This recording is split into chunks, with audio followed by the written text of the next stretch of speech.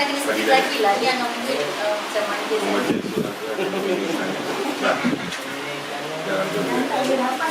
Sebab dia akan dijawab. Yang mana sih? Yang ini. Kita try ingatkan balik boleh makna al-ikhlas. Kita ingat daripada An-Nas lah boleh An-Nas. Okey. Qul a'udzu birabbin nas, apa maksud dia? Katakanlah aku berlindung birabbi dengan Tuhan manusia. Malikin nas, raja bagi sekalian manusia. Ilahin nas, min syarril waswasil khannas, waswas al-khannas, yang tersembunyi. dia lambat sikit nak recall. Al-khannas apa dulu? Tersembunyi. Alladhi yuwaswisu fi sudurun nas, alladhi yuwaswisu, yang membisik kan, fi sudur, yes, dalam dada-dada manusia, minal jinnati wan nas, dari jin dan manusia. Okay, kita tengok al-falaq, qul a'udzu birabbil falaq, apa maksud dia? Katakanlah a'udzu, aku berlindung, birabbi al-falaq, yang menguasai subuh. Kenapa dia menguasai subuh?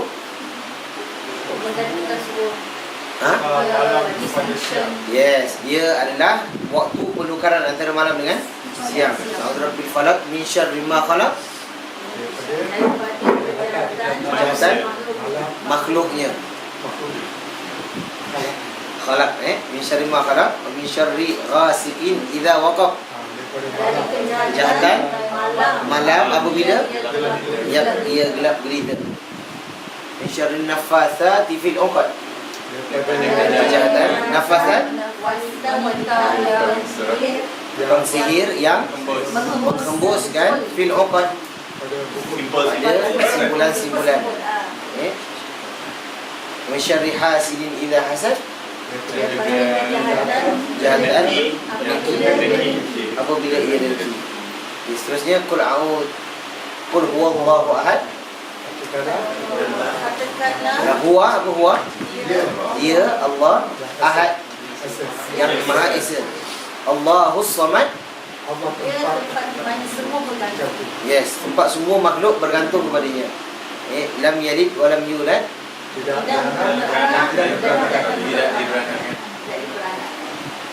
tak beranak, diperanakkan. Lam yalid wa lam yulad wa lam yakul lahu kufuwan ahad. Sekali tidak ada setara. Yes, ada kufu tu, kufu tu adalah setara ataupun setanding dengannya. Okey, seterusnya kita tengok tentang surah Al-Masad.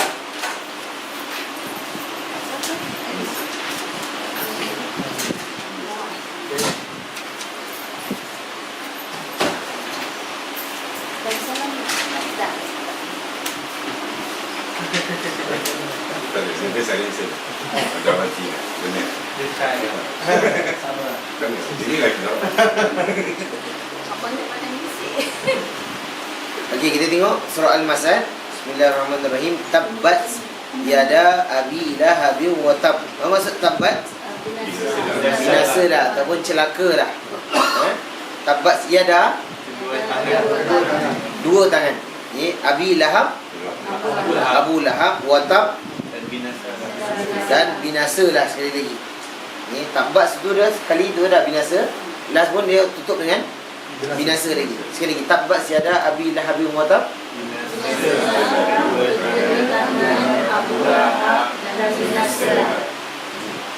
Ma aghna, tidak berguna, tak berfaedah. Ma aghna anhu, kepadanya. Anhu maluhu, hartanya. Wa ma kasab, apa yang dia usahakan. Sayasla naran, masuk ke dalam api neraka. Naran zata lahab, Yang membara. yang bergejolak atau yang membara. Okey. Wa mar'atuhu Dan isteri. dan istrinya hammalah membawa latal hatab kayu api, okey, kayu bakar. Fi jidiha lehernya hablum ada tali min masad daripada sabut, daripada tajam-tajam.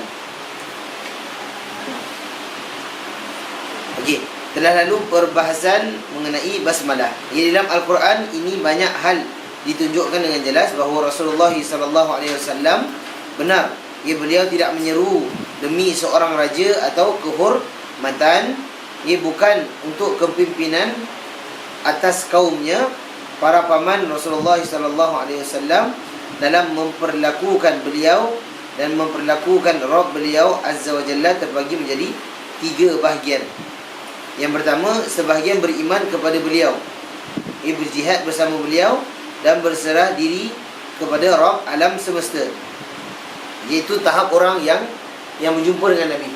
Ya, ada orang yang beriman, ia berjihad sekali, dan bertawakal kepada Allah Subhanahu wa taala. Itu orang-orang apa?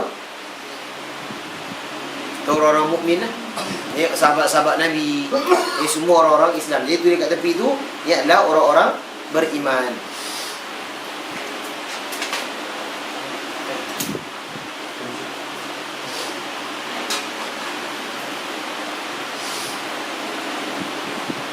Nombor 2, ada sebahagian mendukung dan membantu tetapi dia tetap dalam kekufurannya. Ni siapa?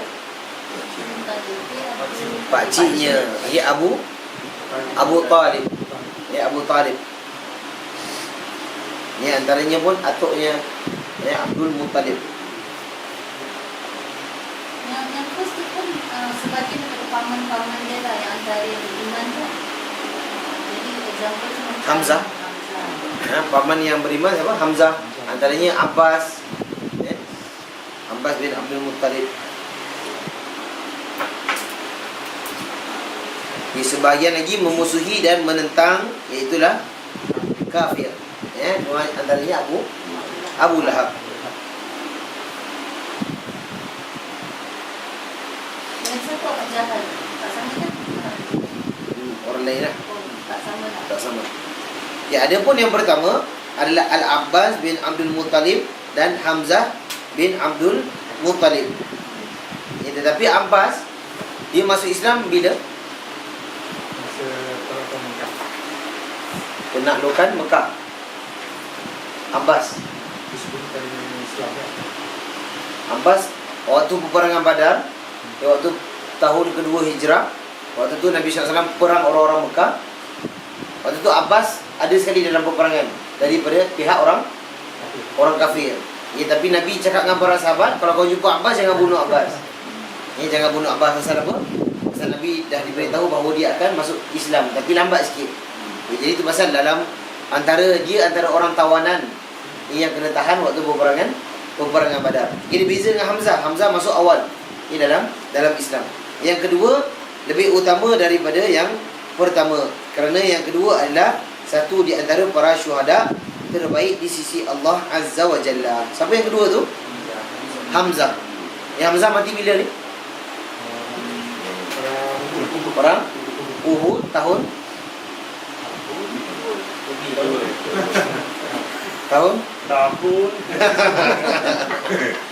tahun ketiga Hijrah. Ya, tahun ketiga Hijrah. Tadi perang Badar berapa tadi? Perang Badar 2. Lepas tu dia buat revenge, masuk kepada tahun ketiga. Itu Hamzah. Hamzah mati ya?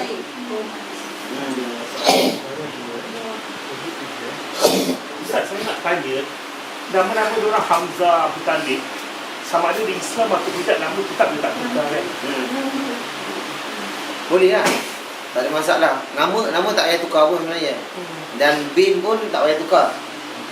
Kalau nama bapak di Sendung ke dia tak payah tukar jadi Abdullah. Tetap nama dia begitulah. Pasal memang tu bapak dia. Cuma beza dia kafir atau Islam dia. Macam inilah. Macam antaranya Abdul Muttalib. Ini kafir. Tapi tetap dia masuk kan. Hamzah bin Abdul Muttalib, Abbas bin Abdul Muttalib, dan seterusnya. Ia disifati oleh Nabi SAW bahawa dia adalah singa Allah dan Rasulnya. Siapa ni? Hamzah. Ia Asadullah. Dia menjadi syahid pada tahun kedua hijrah. Itu pada tahun kedua ataupun ketiga. Yang tepat lagi waktu tahun ketiga.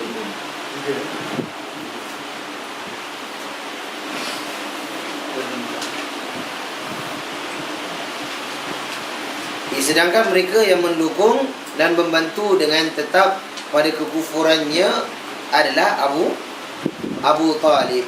Abu Talib dia pakcik juga, tapi tak masuk Islam. Cuma dia tolong dalam Islam tu banyak perkara. Abu Talib sangat baik dalam hal melindungi dan mendukung beliau. Akan tetapi dirinya, na'udzubillah, tetap baginya kalimat azab. Dia tidak masuk Islam hingga akhir hayatnya.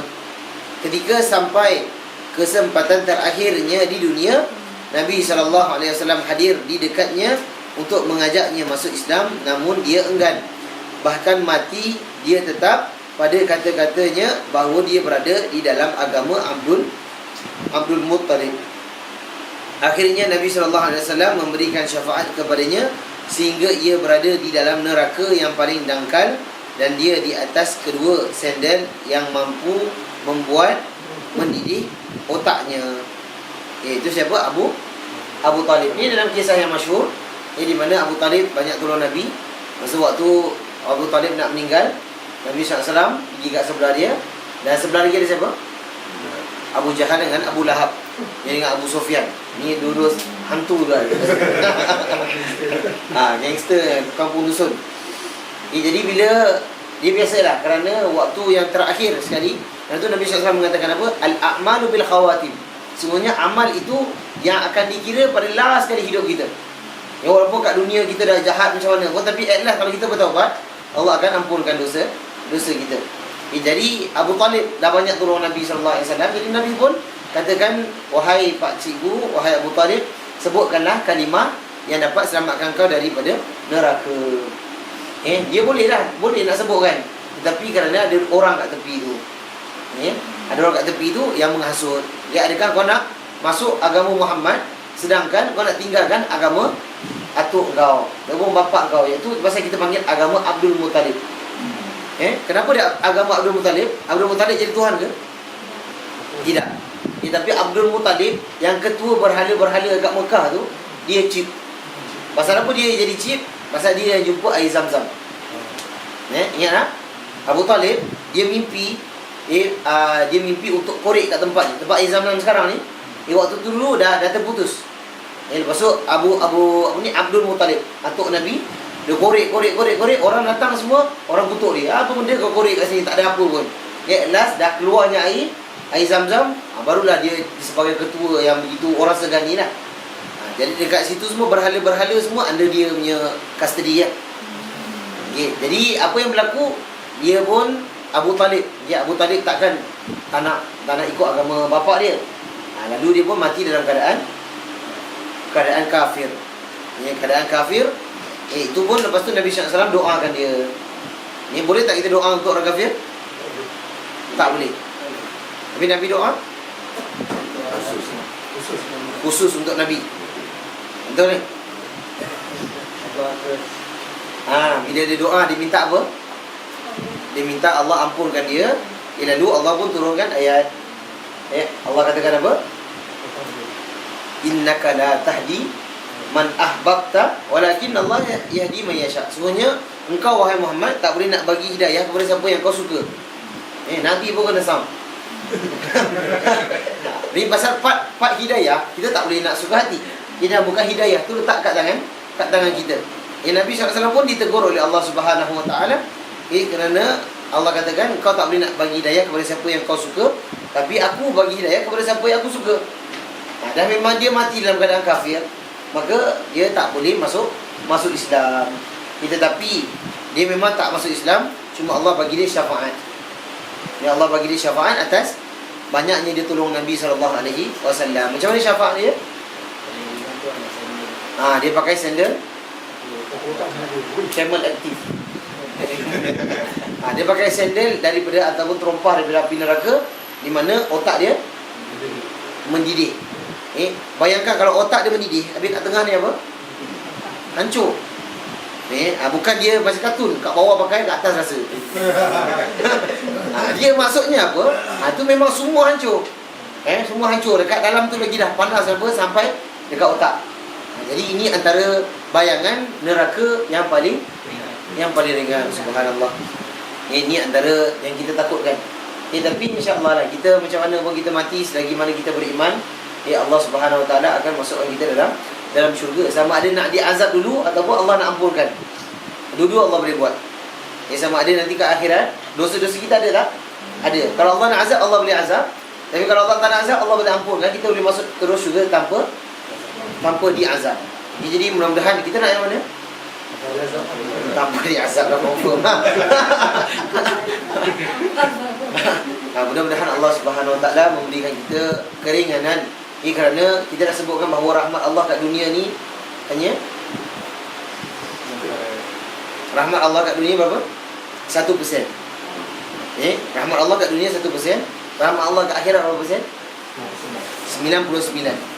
Jadi Allah jadikan rahmat tu semua 100. Allah campakkan kat dunia ni 1%.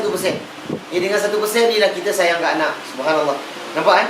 Dia punya 1% yang sikit ni, kita punya hati lembut. Betul tak? Tengok ada budak tak makan, kita menangis juga. Betul? Tapi kalau dah keras juga hati. Tapi mudah-mudahan Allah Subhanahu Wa Taala nanti di yaumul qiyamah dia akan melebarkan lagi rahmatnya kepada kita. Kerana dia maha merahmati. Kerana itu kita masuk syurga pun nanti bukan kerana amalan kita, tetapi kerana rahmat Allah. Tapi tak bermaksud tak payah buat amalan. Orang kata dah ustaz penat dah buat amalan pun, nanti masuk syurga bukan pasal amalan kita banyak. Jadi kita nak katakan bahawa kita nak masuk syurga, untuk dapatkan syurga, betul-betul syurga, itu tak mampu lah. Tapi kita buat ketaatan supaya dapat rahmat Allah. Daripada rahmat Allah kita dapat masuk syurga. Faham? Daripada bukannya kita dah tak payah buat amalan, dan terusnya Allah tak merahmati kita. Jadi itu antaranya Abu Talib, dia mendapat keringanan. Dan Nabi SAW katakan apa? Seandainya bukan kerana aku, nescaya tempat dia lagi kat dalam dasar, kat dalam neraka. Tapi apa pun dia tak akan dapat masuk syurga.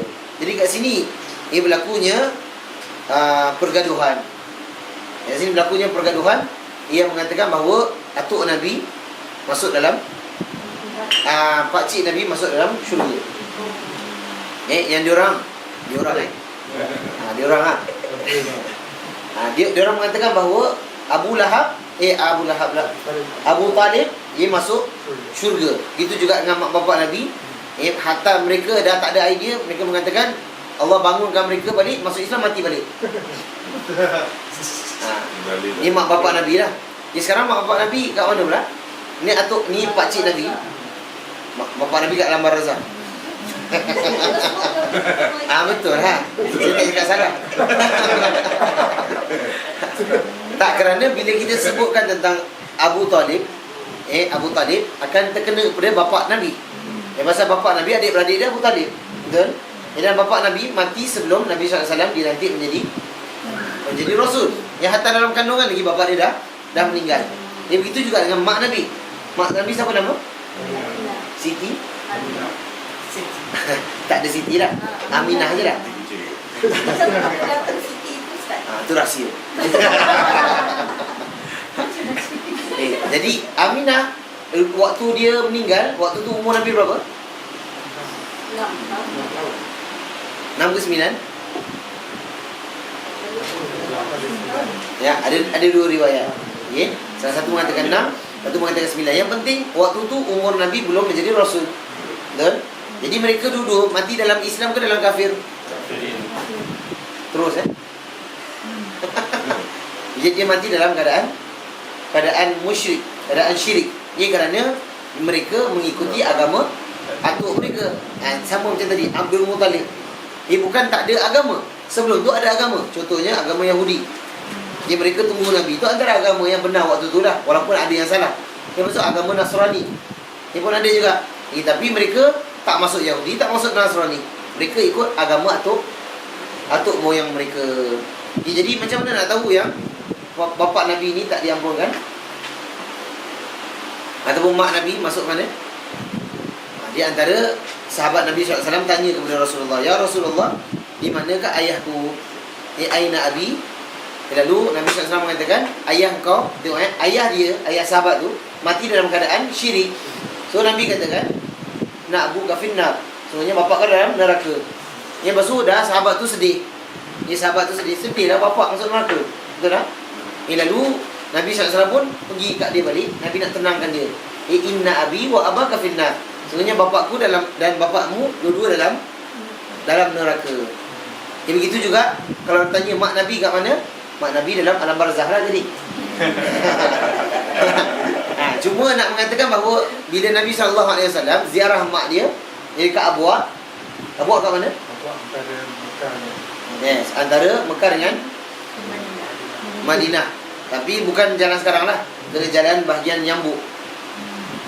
Daripada Yambuk, tak apalah. Maksudnya dia ada dah satu jalan tu, nama dia Abuak. Di kat situ tempat mak Nabi. Jadi Nabi SAW ziarah kubur ibunya. Betul? Lalu Nabi SAW ziarah dengan sahabat-sahabat yang lain. Nabi SAW pun menangis. Para sahabat lain pun menangis. Lalu Nabi SAW minta ampun.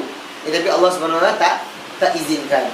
Jadi itu menunjukkan bahawa Nabi SAW mak bapaknya di dalam neraka. Wal'ayazubillah. Dan itu alam ghaib lah. Alam ghaib. Dan kita pun tak payah nak ya-ya sangat. Bergaduh kat orang. Nak bapak Nabi masuk neraka. Sudahlah. Kadang-kadang benda ni jadi isu. Tapi orang yang sebelah sana pula mengingkari bapak Nabi takkan masuk neraka. Allah tu tak kejam. Tak boleh cakap macam tu. Habis bapak Ibrahim masuk mana? Masuk neraka. Tak kejam pula. Kejam. Kalau nak katakan gitu kejam. Tapi sebenarnya bukan masalah kejam atau tak kejam. Ini kehendak Allah, hidayah di tangan Allah Subhanahu Wa Taala. Apa yang Nabi kata, kita kata. Kita pun bukan dan dengan bapak dia, betul tak? Tak ada apa-apa pun kita. Cuma kita sampaikan apa yang Nabi SAW sampaikan. Begitu, kita katakan begitu. Kita tak tambah, kita tak mengurangi. Jadi itu antara bagaimana kita beriman kepada alam ghaib. Orang tak dapat hadis ni ke? Mungkin dapat, cuma emosional lah. Pasal mak bapak sentimen tak main. Semua bapak tengok. Biasa lah kan. Dalam gangster kau tumbuk-tumbuk dia pun tak apa. Bapak jangan sentuh. Okey, jadi kita tengok. Sedangkan kelompok ketiga adalah orang yang memusuhi dan menentang. Dia adalah Abu Lahab. Allah Azza wa Jalla menurunkan satu surah secara utuh yang dibaca di dalam salat, baik fardu ataupun nafilah, secara sir ataupun jahar. Fardu apa fardu?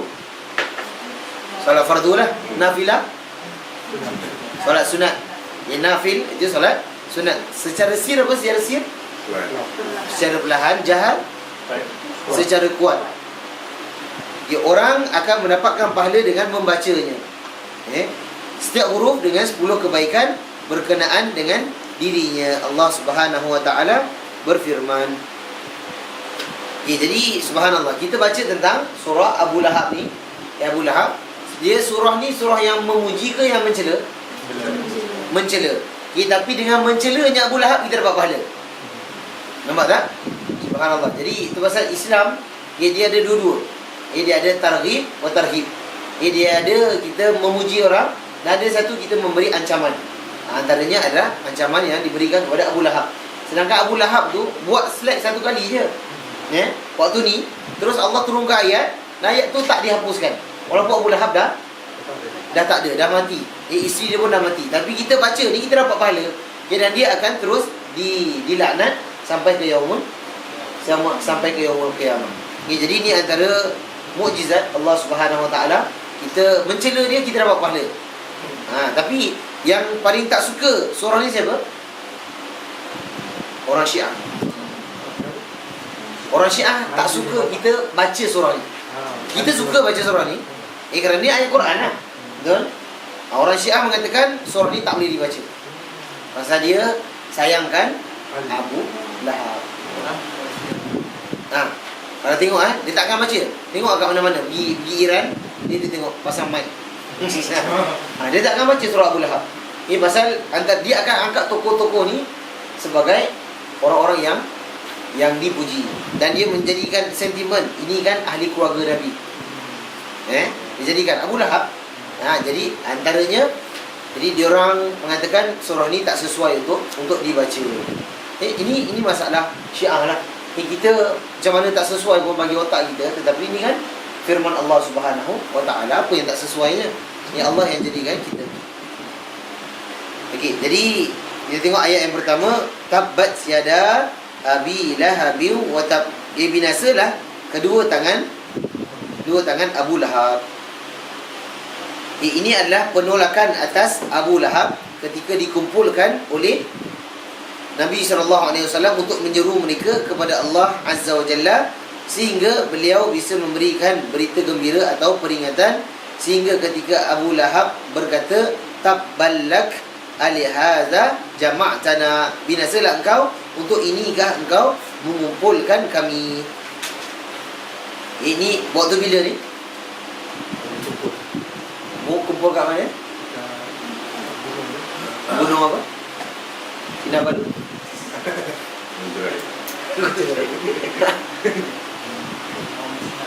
Senai? Padang Mahsyar lah. Belum habis lagi game ni. Dikumpul kat mana? Kat Bukit Safa tu dia. Kan sa'i kan, kita naik Bukit Safa.